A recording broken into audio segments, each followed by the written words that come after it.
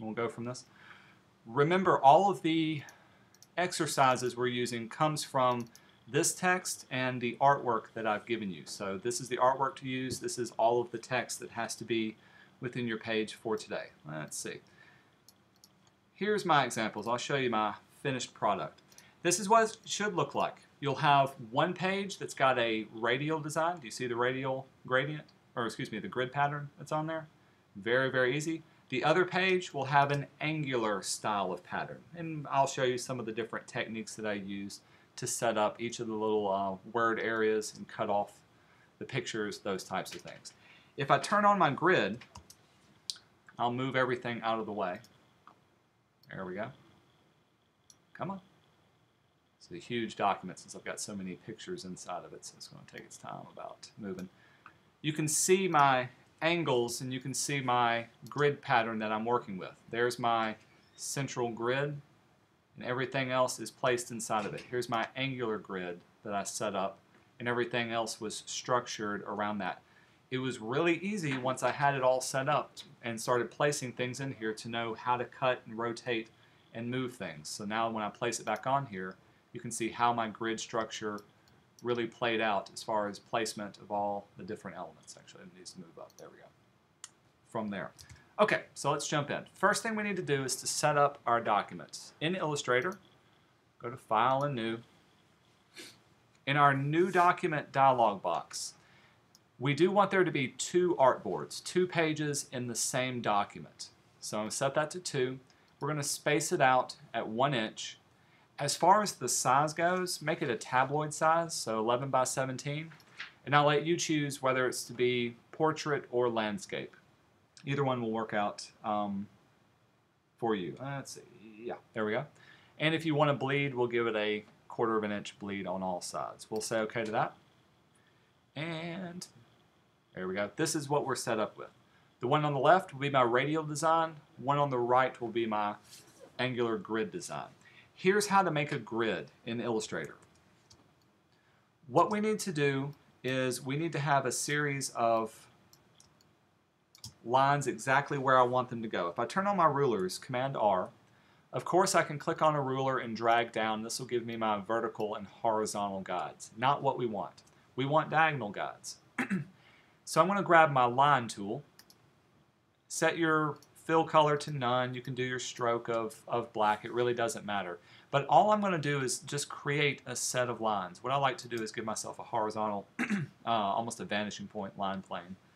And then from here, create my line pattern. I can draw off from that central point. The main thing is make sure your grid and your guides go back to 1 point. I wouldn't want to start doing something like this, because now I've got 2 different vanishing points, 2 different planes that I'm working with. Instead, move them appropriately to this area.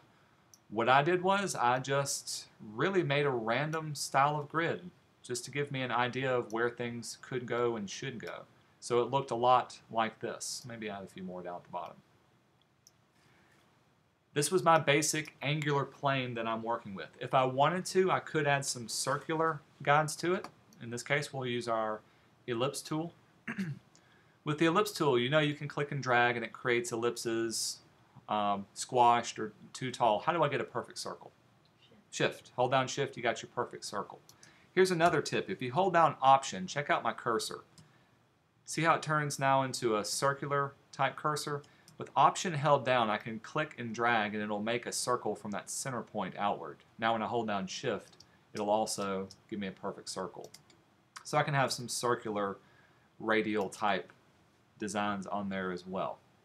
Once I've got the lines already down exactly the way I want them, now let's convert them into guides. We're going to select everything, just click and drag over it, go up to View, down to Guides, and choose Make. Now they've turned into just regular blue non-printable guides that I can work with. I can still click and drag over them, place things up to them, but they're just guidelines. If I do need to move them around, right now my guides are locked down. I can go back to View, Guides, and I can unlock my guides. And from here I can now select them and move them around as necessary. I do like to keep them locked down so I don't accidentally move them. So there's my guides for radial style design. As far as a angular style of design, we'll do the same thing. If I hold down Shift while making a line, I can get a perfect 45 or 90 degree or 180 degree angle. But I'm just going to give myself some regular angles. They don't have to be at 45 degree. In this case, we can do something that's off. All I'm doing is just kind of creating something a little bit random to work with. Do and do. We'll say like that. So that'll be my random angular guide. Yours can be more or less structured. Select them all. Under View, Guides, Make Guides. Notice the keyboard shortcut is Command 5. It's a good one to remember. Now I've got my guide set up. Now it's simply a matter of placing my information into what I'm working with. As with the other things that we do, start off in black and white first, then go back in and add color, then go back in and add your decorative elements. I tend to start off with my Papa Bear things first, so my headline will be the biggest, make sure it's the most bold. My secondary text, my Papa Bear images would come later on. So let's add the top text. We'll do Mississippi College on one thing. Let's copy that. There's two kinds of text to be aware of when working in Illustrator. A lot of students get confused over it, so I want to make sure y'all are okay. I've got my type tool. If I click once, I get a blinking cursor, and from here I can start typing out whatever text that I want. So if I want it to say Mississippi College, there it is. Now when I select my black arrow, my selection tool, I've got a bounding box, and when I click and drag, I can make it whatever size that I need it to be. Of course, hold Shift to keep it proportional. I can even rotate my text to be whatever angle that I need it to be. So if I needed Mississippi College to line up on a guideline, that's how I can do it from there. All of that was done by just clicking once. However, if I have a whole body copy of text, let's say I wanted this to be as part of it. So I'll select it, copy it. This time, rather than clicking once, if you click and drag, you get a text box. It's not like in InDesign where everything needs a text box. In this case, I need a text box drawn off. When I paste it in, all of my information stays within that box. Here's the difference. If I go to my selection tool and start to change the size of the box, what's happening? All of the words are staying the same size. I'm just changing the size of my text box. So if I needed to change the size of it, I've got to use my type tool, select it, and actually use my type options to change the text size of it. Just clicking on the size of the text box isn't going to do that. Here's another common thing. If I go to rotate my text box, watch what happens. What happened?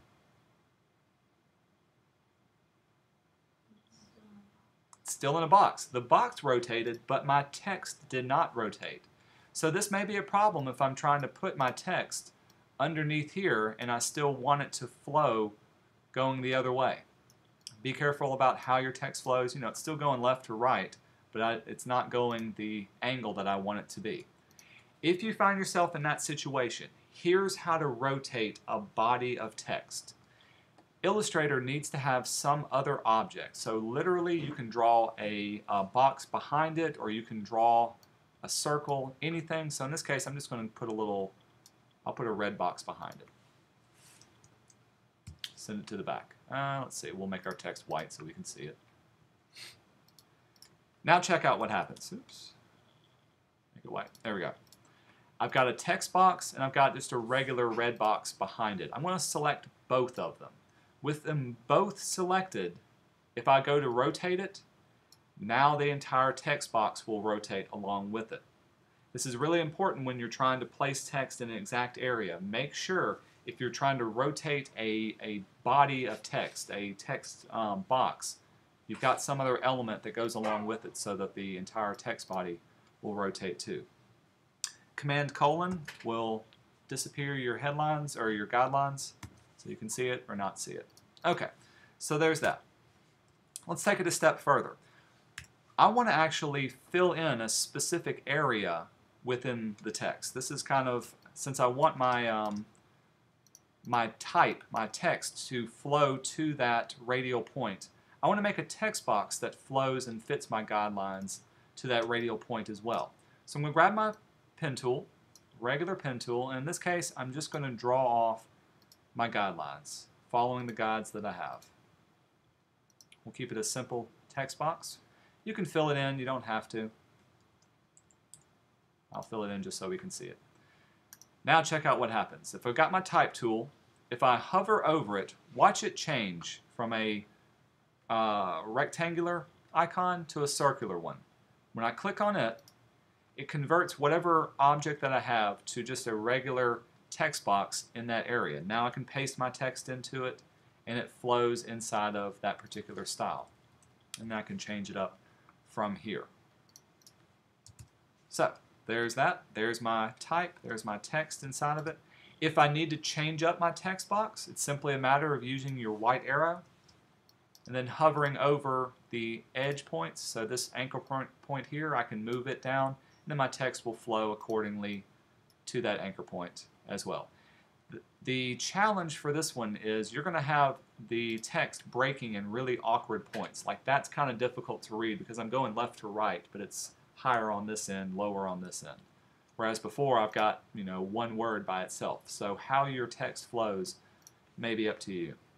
If you wanted to add anchor points, or let's say I wanted to make this edge curved in some way, what I would do is use my pen tool.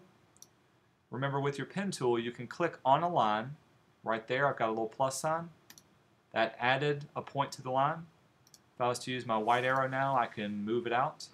So there's that. If I wanted to convert it to a rounded angle, underneath your pen, you've got a Convert Anchor Point tool. Now I can click and drag and give myself a rounded edge to work with from here. The main thing is, start off with the shape that you want first. Just draw it off with your regular pen tool.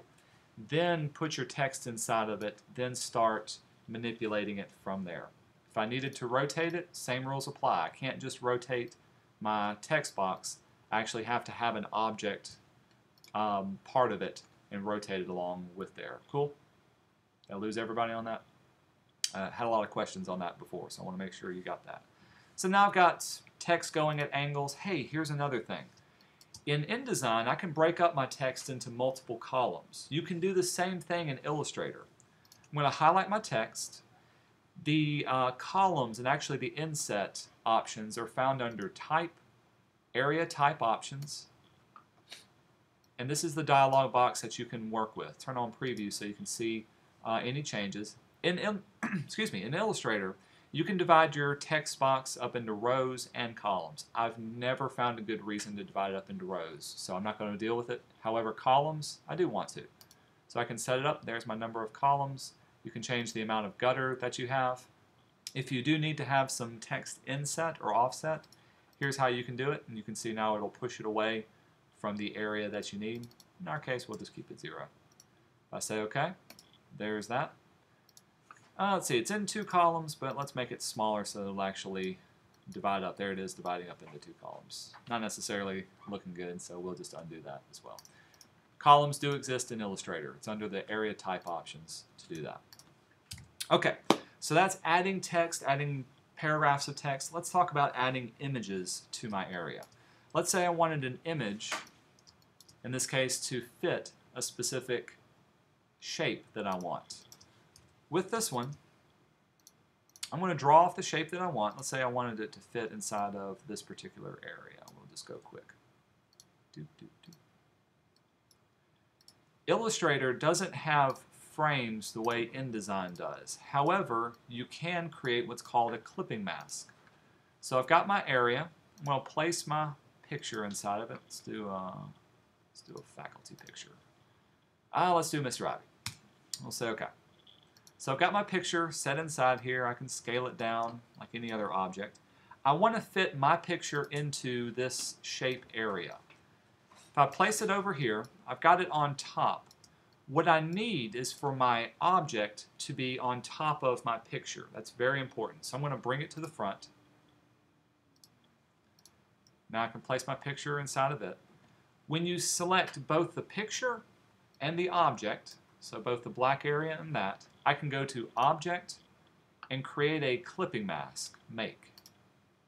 Now it's masked inside of that particular area. With this, I can now move it around, place it wherever I want. If I need to move my picture, I'm going to double click, go into isolation mode. You may have accidentally done this before. Now that I'm in isolation mode, I can actually select, I can isolate what's inside of that clipping mask. I can make it larger, I can move it around, and work within that. Hey, if I wanted to, I can change the color of this. I've shown you a technique of how to do this. I'm going to grab a rectangle tool. I'm going to draw this rectangle again. Remember, I'm working inside of this mask, so I'm not seeing the outer edges. And let's make it red. How can I apply the red to the picture on here? What do we do? It's close to the opacity. What is this? Blending mode. Your blending mode. Change up your blending mode. Usually color tends to do the best. You can see what other things do. There's multiply, it gets too dark. I'm going to keep it at color. But now I've got a red square inside of, and with a picture inside of my clipping mask. To get out of the clipping mask, simply double click an open area. And this will take you into regular mode. Now you can move it around and place things as necessary. Using clipping mask is the way to cut out an area and place things within the area that you want. The last thing, and I did this for my Angular grid. What if you wanted to cut text? I showed you one of the examples from an Angular grid that had text being cut off. And that really emphasized the angle that was a part of that. Here's how I would cut text. I'll type out my type. So we'll do, MIS, Mississippi College. Make it large, change it to whatever font you want it to. Let's do something funky. Nashville. That looks good. Make it even larger. So with this, now I need to determine where do I want to cut my type. It doesn't necessarily have to be along my guidelines. Those are there just as guides. But I do want to convert my text to regular objects. So we're going to go to Type and Create Outlines. With this selected, now I've got all my different little vector points. I'm going to choose my line tool and just draw some lines where I want it to go through. We'll say we'll cut a line right through there. Maybe we'll cut another line through here. And let's do another line going across the E and L. So there's that. A couple of different lines. Select everything, the text and the lines. I'm going to open up my Pathfinder tool. Let's see, there's Pathfinder. The Pathfinder to use is your divide, the one on the very bottom left-hand side. With divide clicked, it looks like nothing happened, but my lines went away. It's taken those lines and it's divided everything up that's inside of it. Now if I ungroup it, ungroup, everything's been ungrouped, I can select my different areas. Where did it cut off? So there's one particular area right there. Now this tends to be a very complex group that I've got. So there's that. So there's one cut. I can take it, I can move it, something like that. I could expand one part of it to be larger. Where's my other cut? Right there, the P, P, and the I.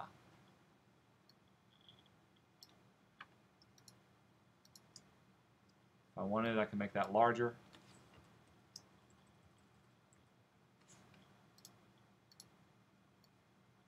Should have gotten that other piece right up there.